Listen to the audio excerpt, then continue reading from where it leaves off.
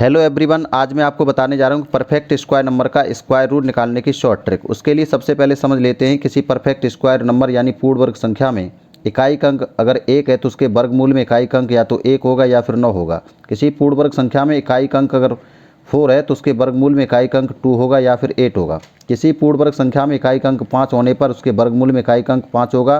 किसी पूर्ण वर्ग संख्या में इकाई अंक 6 होने पर उसके वर्गमूल में इकाई अंक 4 होगा या फिर 6 होगा।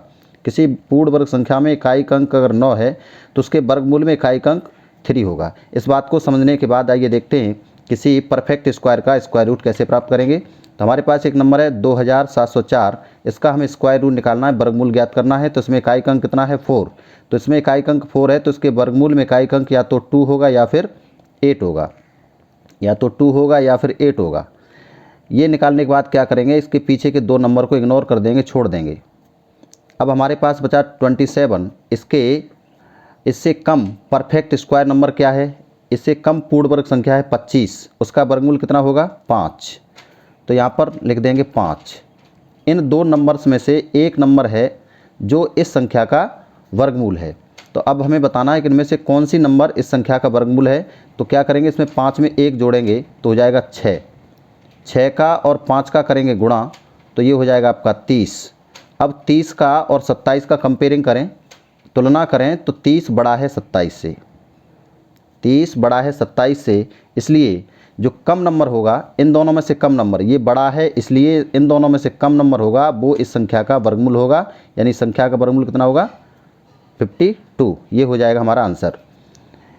अगला देखें, एक नंबर और मैंने लिया है 7921, इसका हमें स्क्वायर रूट निकालना है। तो इसमें इकाई अंक कितना है 1, तो इसके स्क्वायर रूट में इकाई अंक या तो 1 होगा या फिर 9 होगा, या तो 1 होगा या फिर 9 होगा। ये 2 नंबर को इग्नोर कर देंगे, छोड़ देंगे। अब हमारे पास बचा 79। तो इससे कम परफेक्ट स्क्वायर नंबर क्या होगी 64, यानी 64 पूर्ण वर्ग संख्या है। 79 से कम पूर्ण वर्ग संख्या होगी 64, 64 का वर्गमूल हो गया 8, तो यहाँ पर 8 लिख देंगे। अब हमें देखना है इन दोनों नंबर्स में से कौन सा नंबर इसका स्क्वायर रूट है। तो 8 में 1 जोड़ देंगे तो कितना हो जाएगा 8 + 1 = 9, और 8 का और 9 का करेंगे गुणा तो कितना हो जाएगा 72। 8 में 72, 72 और 79 का कंपेयरिंग करें तो 72 है वो लेस है 79 से, छोटा है। और जब छोटा है तो इन दोनों में से जो बड़ा नंबर होगा वो इसका स्क्वायर रूट होगा। इसी प्रकार से एक और देखें क्वेश्चन, एक 13924, इसका हमें स्क्वायर रूट निकालना है। तो इसमें इकाई अंक कितना है 4, तो इकाई अंक जब 4 है तो इसके स्क्वायर रूट में इकाई अंक या तो 2 होगा या फिर 8 होगा, या तो 2 होगा या फिर 8 होगा। पीछे के 2 नंबर इन्हें इग्नोर कर देंगे, छोड़ देंगे। तो हमारे पास बचेगा 139। 139 से कम पूर्ण वर्ग संख्या क्या होगी 121।